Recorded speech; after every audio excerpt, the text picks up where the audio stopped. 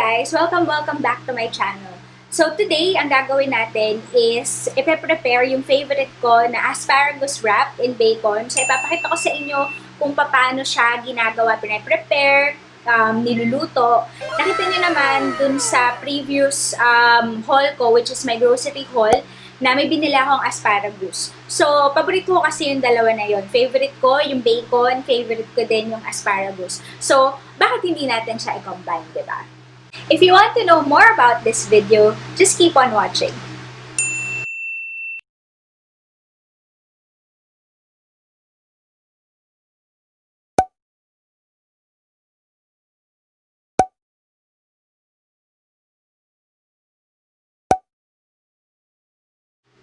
Okay guys, so napakita ko na kung ano yung mga ingredients for our recipe today. So tara, dito tayo.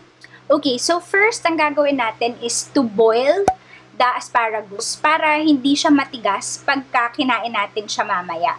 At saka bago natin siya i-wrap dun sa bacon, kailangan i-boil muna natin yung asparagus. Ayan, so put water into the pan.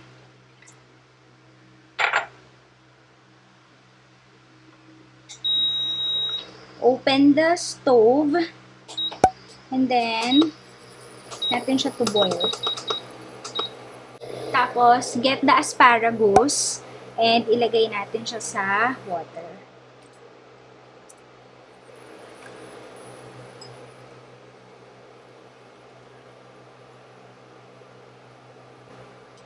And then, let's wait for it na kumulo.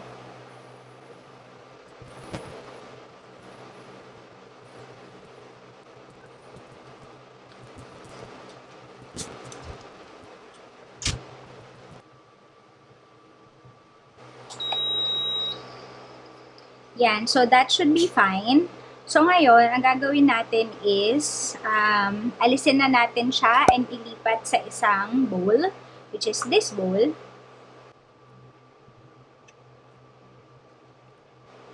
Yan, so magiging soft na yung ating asparagus. So hindi na siya mahirap kagatin. Actually, yun yung purpose natin, kaya natin siya nilaga muna. Ayan. So guys, ibabalot na natin siya sa ating bacon, yung asparagus.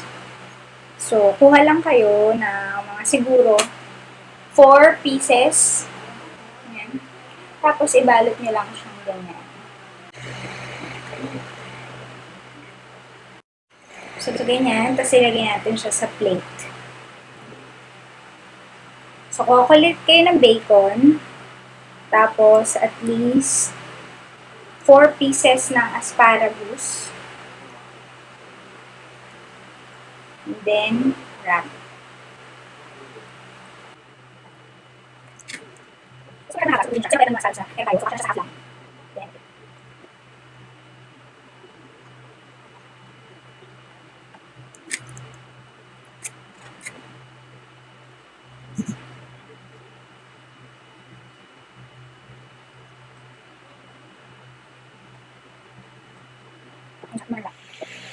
So, ito na guys yung ating wrapped asparagus.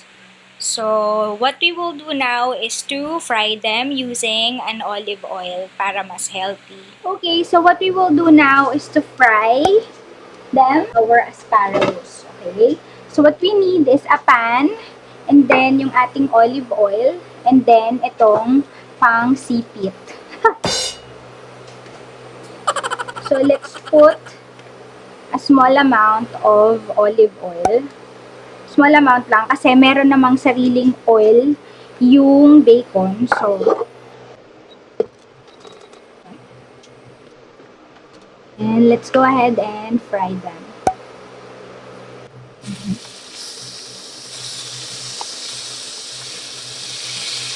Yan, let's wait mga at least 3 to 5 minutes para ma-fry siya.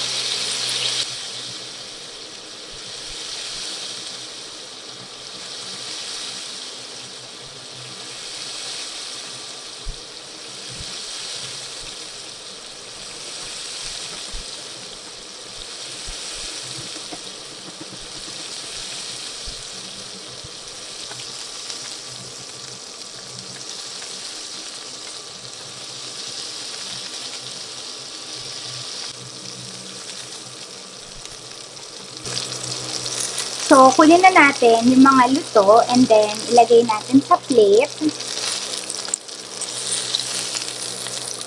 Dahil close sila, ayaw nila maghiwalay. So, dalawa natin silang kunin. And then, ilagay na natin ito yung finished product, guys. Bacon wrap, asparagus wrapped in bacon. Okay guys, so tapos na tayong magluto ng ating asparagus wrapped in bacon. Sobrang dali lang niya. Okay, so at least pag pinanood nyo to, yung how to cook video na to, at least hindi nyo na kailangang bumili sa Teriyaki Boy or somewhere else. At least pwede nyo siyang gawin.